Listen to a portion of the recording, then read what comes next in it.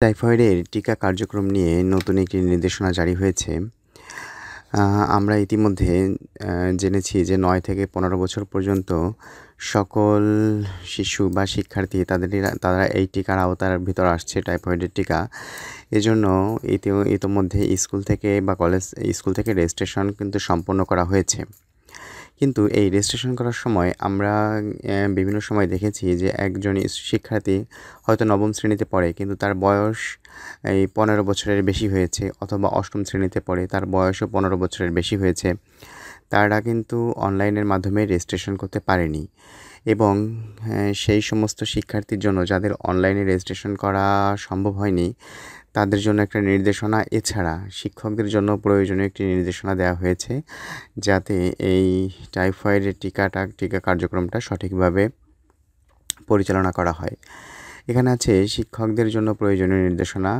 ৯ মাস থেকে ১৫ বছরের কম বয়সী সকল ছাত্রছাত্রীরা www.vaccpi.gov.bd এই ওয়েবসাইটে রেজিস্ট্রেশন করতে পারবে। যে সকল ছাত্রছাত্রী প্রাথমিক থেকে নবম শ্রেণীতে অধ্যয়নরত কিন্তু বয়স ১৫ বছরের বেশি এবং ১৭ সংখ্যার ডিজিটাল জন্ম নিবন্ধন সনদ আছে, তারাও ১ ডোজ টাইফয়েড টিকা পাবে। অর্থাৎ যাদের বয়স ১৫ বছরের বেশি হয়ে গেছে কিন্তু ১৭ সংখ্যার ডিজিটাল জন্ম সনদ আছে, তারাও কিন্তু এই টিকা গ্রহণ করতে পারবে।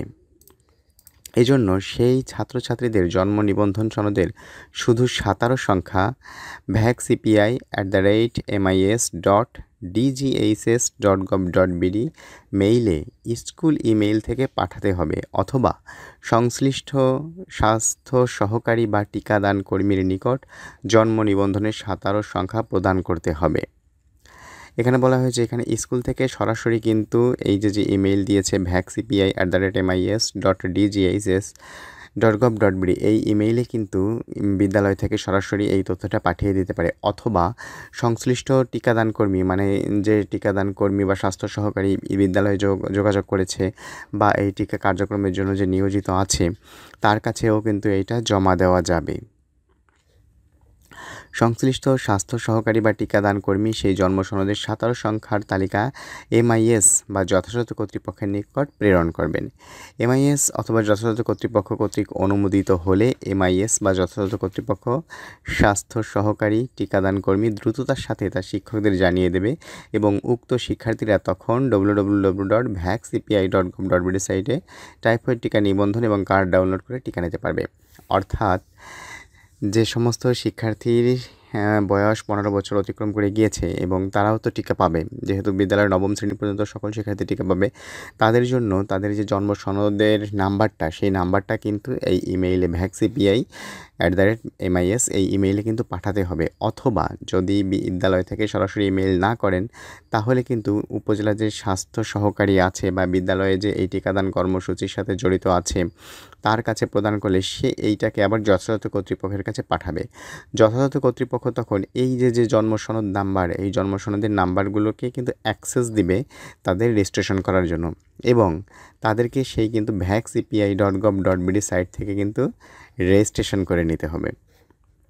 এর জন্য আমরা দ্বিতীয় পৃষ্ঠাটা একটু লক্ষ্য করি যে এখানে বিষয়টা কী লিখেছে।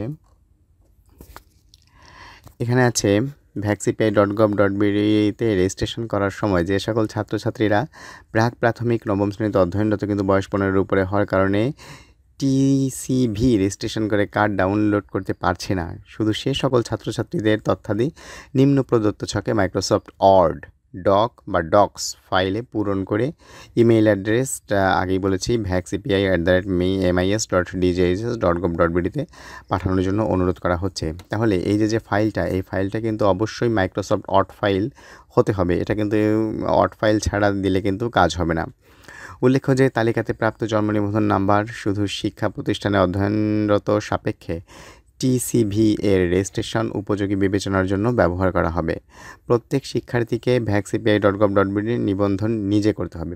অর্থাৎ এই যে আমরা মেইলটা পাঠাবো, মেইল পাঠানোর পরে কিন্তু এই শিক্ষার্থীদের জন্য একটা অ্যাক্সেস চালু করে দেবে বা তাদের জন্ম নিবন্ধন নাম্বারটা সেটাকে ওপেন করে দিবে, এবং আবার আমাদের সেই vaccpi.gov.bd থেকে কিন্তু রেজিস্ট্রেশন করে টিকা কার্ড ডাউনলোড করতে হবে।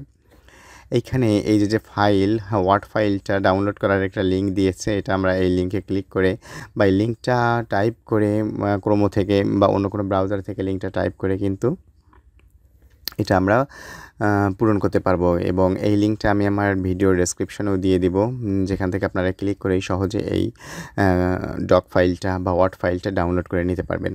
এখানে আরেকটু নির্দেশনা দেওয়া আছে, সফট কপি ফাইল পাঠানোর জন্য নিম্নলিখিত নিয়মগুলো অনুসরণ করতে হবে। এখানে যে নিয়মগুলো দিচ্ছে, পূরণকৃত ফাইল সম্পূর্ণ ইংরেজিতে হতে হবে, অন্যথায় বাংলায় পূরণকৃত ফাইল গ্রহণযোগ্য হবে না। অর্থাৎ আমরা যে ফাইলটা পাঠাবো, যে ডকুমেন্ট ফাইলটা পাঠাবো, সেটা কিন্তু অবশ্যই ইংরেজিতে পূরণ করতে হবে।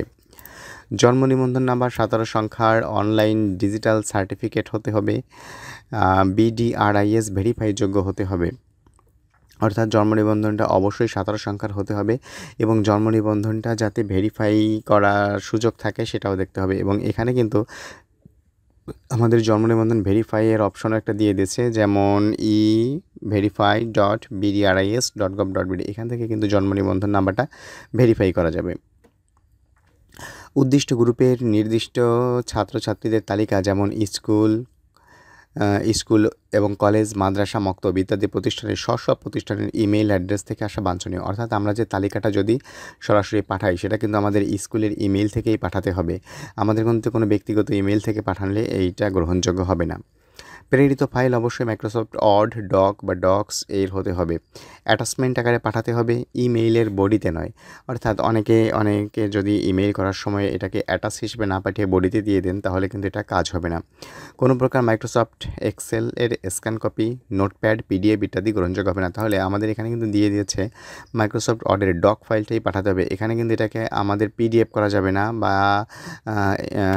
বা এটাকে এক্সেল ফাইল হিসেবে পাঠানো যাবে না। এটাকে সম্পূর্ণ ওয়ার্ড ফাইল আকারেই পাঠিয়ে দিতে হবে। প্রেরিত ফাইল অবশ্যই ছক অনুযায়ী হতে হবে, অন্যথায় ফাইল গ্রহণযোগ্য হবে না। তাহলে এই যে ছকটা দিয়ে দিচ্ছে, এই ছকটা অনুযায়ী কিন্তু আপনাদের ফাইলটা হতে হবে, যে ফাইলটা পাঠাবেন। এবং এই ছকটাই কিন্তু ডাউনলোডের জন্য ওই লিঙ্কটা দিয়ে দিচ্ছে, যে লিঙ্কটি বা আমার এই ভিডিও ডেসক্রিপশন বক্সে থাকবে, সেখান থেকে আপনারা লিঙ্কে ক্লিক করেই ডাউনলোড করে নিতে পারবেন। এবং এখানে আপনি যে তথ্যগুলো দিবেন সেটা হচ্ছে গিয়ে স্টুডেন্টের বার্থ রেজিস্ট্রেশন নাম্বার, তার full name, division name of the institute, division name of the institute, অর্থাৎ আপনার প্রতিষ্ঠানটা কোন ডিভিশনে রয়েছে সেই ডিভিশনের নাম দিতে হবে। তারপর এখানে আপনার প্রতিষ্ঠানের মানে শিক্ষা প্রতিষ্ঠানের ডিস্ট্রিক্টের নাম দিতে হবে, উপজেলার নাম দিতে হবে, তারপর ইউনিয়নের নাম দিতে হবে, তারপর হচ্ছে ক্লাস অফ দ্য স্টুডেন্ট, কোন শ্রেণীতে পড়ছে শিক্ষার্থী সেটা দিতে হবে। এরপর হচ্ছে নেম অফ দ্য ইনস্টিটিউশন, আপনার প্রতিষ্ঠানের নামটা এখানে দিতে হবে এবং ইন নাম্বারটা এখানে দিতে হবে। এবং তার নিচে আছে কিন্তু নেম অফ দ্য ইনস্টিটিউশন, এখানে বড় করে প্রতিষ্ঠানের নামটা লিখে দিতে হবে।